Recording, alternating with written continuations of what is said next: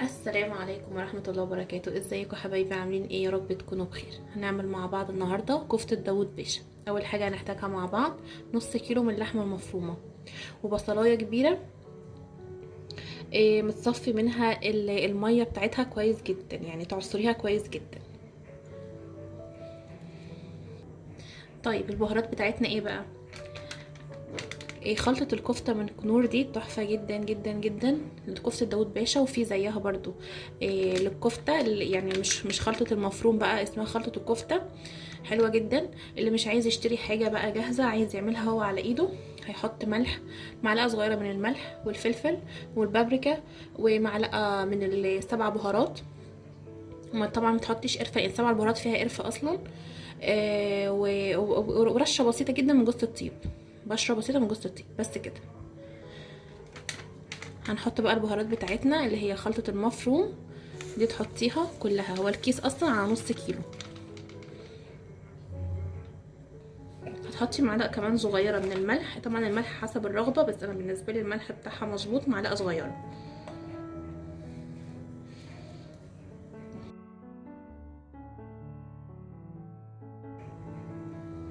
معلقة صغيرة فلفل.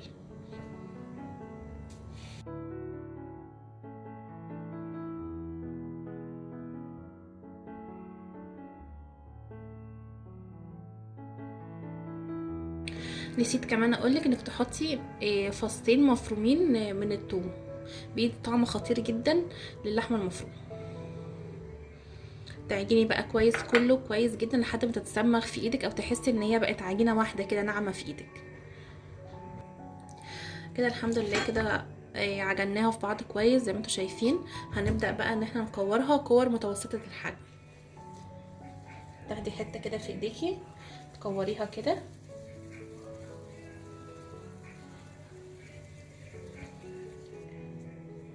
حاولي تسويها كده قدر المستطاع، بس كده.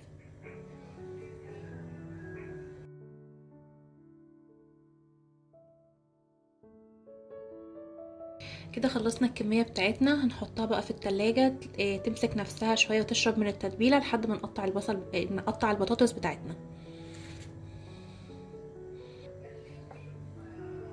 معانا 4 بطاطسات هنقطعها مكعبات. ممكن تزودوا البطاطس او تقللوها حسب ما تحبوا كميتها في الاكل.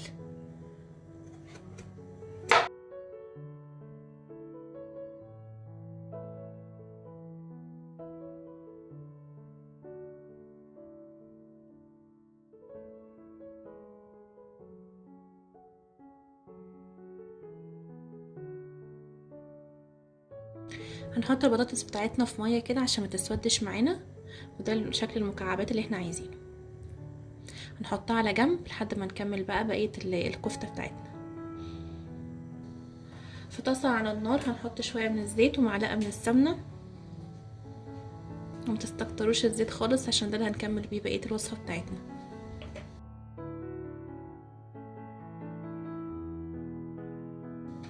لحد ما السمنه بتاعتنا بقى تسيح معانا.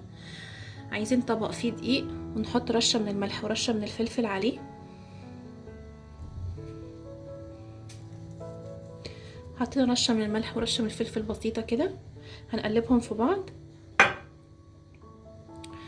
وهنبدأ بقى ناخد كور الكفتة، ندحرجها كده في في الدقيق ده كده زي ما انتوا شايفين كده بالظبط. بس واحدة واحدة، اللي انتوا تحطوه على طول في الزيت. بننفضه كده كويس. هنحطها بقى على طول كده في الزيت، ماشي. بس اهم حاجة يكون الزيت سخن كويس جدا، وتعملوا واحدة بواحدة عشان خاطر ما تشربش الدقيق مننا، الكفتة ما تشربش الدقيق مننا.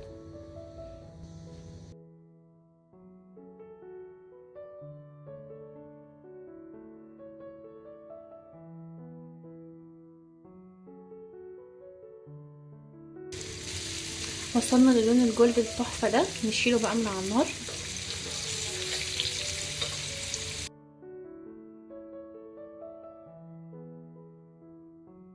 نفس الطاسة هننزل بقى بالبطاطس اللي احنا مقطعينها، تاخد بس تشويحة بسيطة.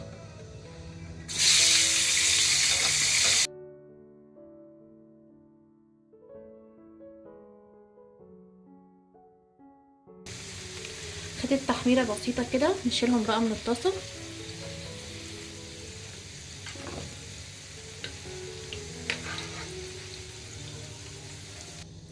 هنكمل بقى بقيه الوصفه بتاعتنا. هنحط بقى حله على النار تكون غويطه شويه، وننزل عليهم بالزيت اللي احنا حمرنا فيه الكفته.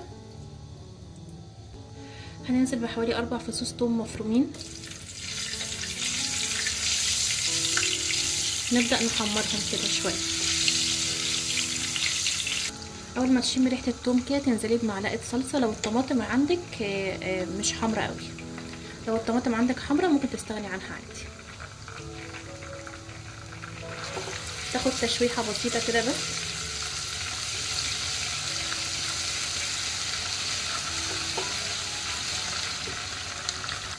بعدين تنزلي بعصير طماطم متصفي،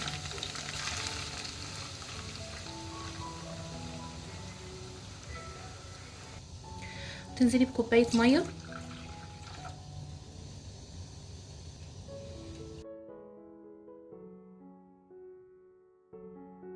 تنزلي بقى بالبهارات بتاعتك، ملح، فلفل، كزبرة، كمون، كلها معالق صغيرة. اول ما يبدأ يغلي معاكي كده تنزلي بقى بالكفتة بتاعتك.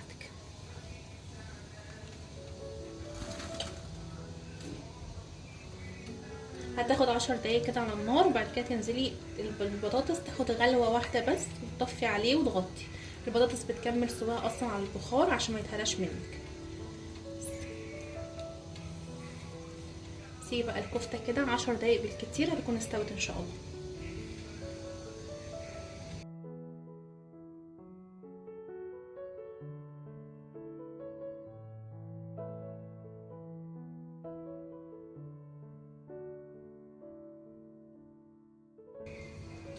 هنا بقى الكفتة دخلت في السوا، هننزل عليهم بقى بالبطاطس. شوف بقى الكرة حلوة ماسكة نفسها ازاي. هننزل بقى بالبطاطس تاخد غلوة معاها، ونطفي على طول عشان البطاطس ما تتهريش مننا.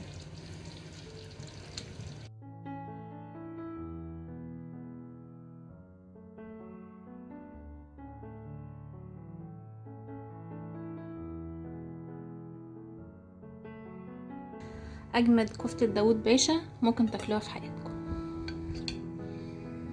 بس حلوة ازاي.